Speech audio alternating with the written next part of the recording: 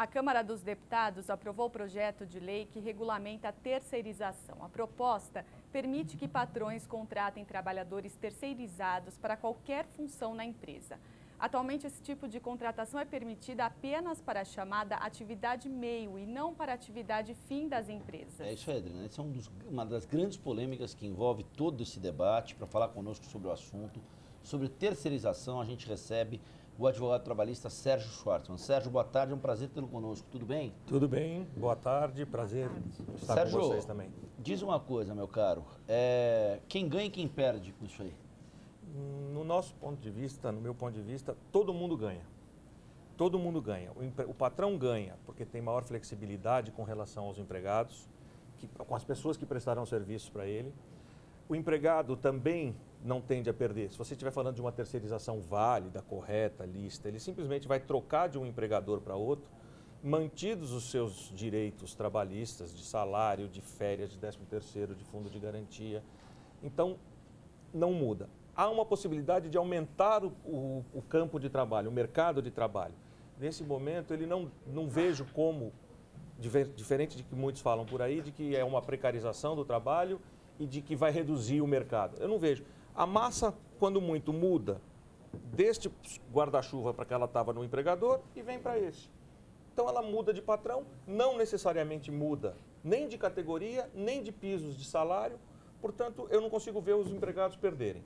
O patrão não perde, tanto que eles estão lutando para que isso aconteça, porque ele vai ter uma flexibilização maior, ele vai ter uma possibilidade de ter mais gente trabalhando para ele, ele tem uma possibilidade de trocar as pessoas que trabalham para ele de uma maneira mais rápida e ele tem uma possibilidade de substituição de pessoal mais rápida. Hoje eu tenho um empregado meu que falta, eu não tenho um substituto. Se eu tenho uma terceirizada que me presta o serviço e uma determinada pessoa dessa terceirizada faltou, a terceirizada tem que me colocar mais uma pessoa. Então eu não tenho essa queda de produção. E por conta disso eu também consigo imaginar que aí aumente o mercado. Porque hoje eu tenho lá no meu corpo 50 trabalhadores e eu vou contratar com a terceirizada 50 pessoas. Mas ela não pode ter só 50, porque se alguém faltar, ela obrigatoriamente tem que colocar mais alguém no lugar. Então ela vai ter um quadro de reservas que aumenta o número de empregos. Então também vejo por aí como manter. Quem pode, e não vejo, por exemplo, pode haver uma troca de dinheiro, de destinação do dinheiro, mas não uma redução. Então, se você tem os empregados, eles continuarão pagando a contribuição sindical. Ela pode sair de um sindicato e ir para outro, mas o montante de dinheiro será o mesmo. Os tributos serão pagos iguais. Imposto de renda de quem trabalha, recolhimento de INSS sobre folha. Então, para o governo também não há. O fundo de garantia continuará sendo depositado. Eu não vejo ninguém perdendo nesse caminho. Agora, você usou o termo uma terceirização válida. Você considera aquela que garante todos os direitos trabalhistas, é isso? A gente tem que pensar no seguinte, nós estamos falando de uma lei que vem regulamentar uma situação séria. Porque se o empregador não for ser sério, seja ele empregador direto, seja uma terceirizada, o empregado vai estar com dificuldades em qualquer momento. Há uma porção de empresas por aí que têm empregados diretos e que não cumprem as suas obrigações. Então, não é a terceirização ou não. Quando eu digo na terceirização séria, vale aquela que você contrata empresas idôneas que vão cumprir a legislação. Se não cumprir, quem não quiser cumprir, não cumpre de qualquer forma. A gente tem vários exemplos por aí. Então, não é a terceirização que muda isso. Não há risco para o trabalhador? Diferente do que muitos estão dizendo por aí, eu não vejo risco algum. Pelo contrário, se ele vai continuar com seus direitos preservados. Pode mudar, por exemplo, um piso de salário. Numa categoria um, na outra categoria outra. Mas a partir do momento que a terceirização se ampliar, já que ela é um fenômeno que está aí, ela está e é irreversível. Quanto mais ela se ampliar, mais força você pode dar ao sindicato que vai representar essa categoria. E esse sindicato, se tornando forte, ele pode conseguir coisas melhores do que aquele empregador direto hoje. Então, pode ser que num primeiro momento haja uma mudança, talvez um pouco menos de salário, pode acontecer. Mas os direitos básicos de recolhimento de fundo, de INSS, direito a férias, direito a 13º, segurança e medicina do trabalho, que é extremamente importante. A grande maioria dos acidentes acontecem com as terceirizadas. Porque elas trabalham numa área mais de risco, só por isso, não é por... Sérgio, duas questões em uma só. Primeiro, eu queria que você falasse sobre essa questão da atividade fins. Imagina só, eu e a Adriana, a gente tem experiência também em dar aula em faculdade. Imagina só se a faculdade que a gente deu aula, por sinal a mesma, chega lá e fala assim, ó, a partir de agora os professores vão ser terceirizados. Segundo ponto, já que tudo é um avanço, caminha para ser um avanço, uma flexibilização da CLT, dentro de um ambiente de leitura que você tem feito, por que é que o PT tenta anular essa votação na Câmara dos Deputados no STF? Se não há risco, por que é que essa resistência? Com a possibilidade de ser apedrejado por muitos, eu vejo que a maior discussão dessa questão, eu já levantei aqui de passagem, diz respeito à contribuição sindical. A hora que eu terceirizo, eu tiro um volume de dinheiro do sindicato predominante muito grande e vai ser distribuído entre outros.